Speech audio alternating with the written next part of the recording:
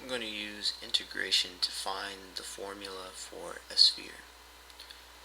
So the first thing I need to do is set up a function that gives me an area. And if I were to make a sphere, having it go from the interval, well, this would be a bracket, but minus r to r, then the cross-sectional area would be a circle, and the formula for a circle is pi r squared. So I've got an idea of what my function is going to be. It's going to be a circle, the area of a circle, and then I'm going to set up an integration problem where basically I'm just going to add up all these little cross sections and then get a volume. So first thing I need to do is get this in terms of x. So I have x and y.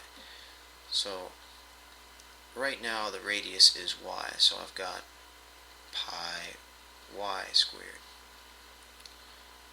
So now I need to get this in terms of x. So I can use Pythagorean theorem here. This radius makes a right triangle. So y is equal to, well, let's do it the other way first. So r squared is the hypotenuse. That's critical to remember. And this is equal to x squared plus y squared.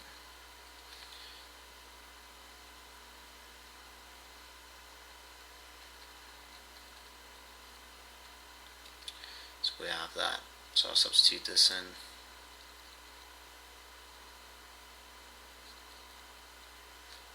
Yeah. You have to forgive me, it's like 3 in the morning. But I don't care. So I'm going to be a bit slow. So the cross-sectional area is going to be equal to pi times r squared minus x squared. So I've got that now. And now what I'm going to do is integrate this with respect to x. And now it's also clear why it's best to do the interval from r to r. I mean, that might make sense to people right away. To others, it doesn't make sense right away. But once you see what happens with the integration, what happens basically is when we integrate it, when this interval, I'm going to be putting in r for x.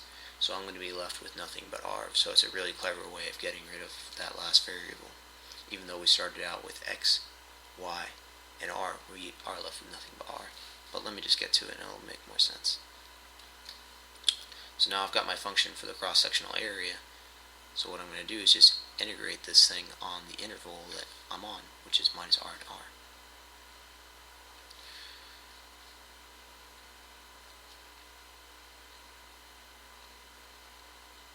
I'm just going to put the pi out in front.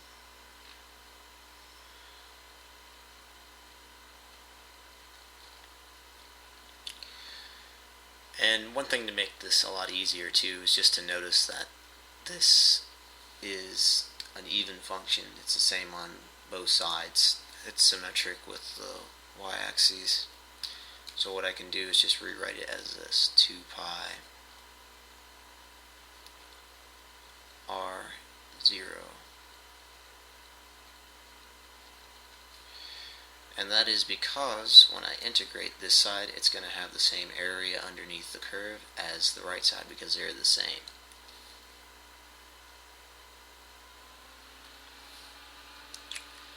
So now I just go ahead and integrate. So what do I get?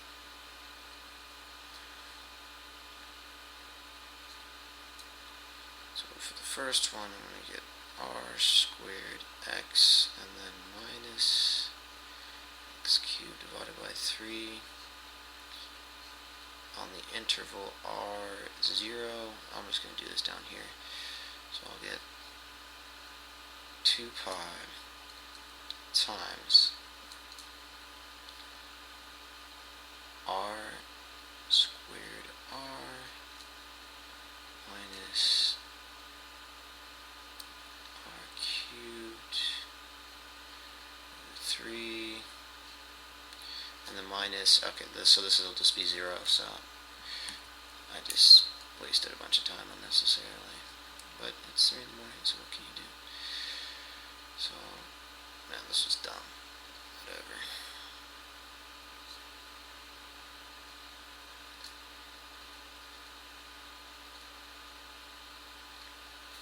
So I've got this, and then I can just multiply top and bottom by 3 just to put them on the same level.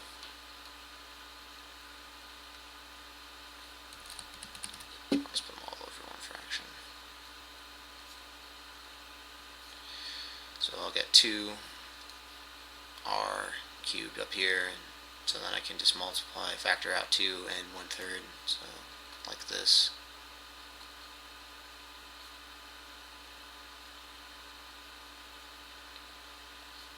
So then I factor out 2/3, and volume is equal to 4 over 3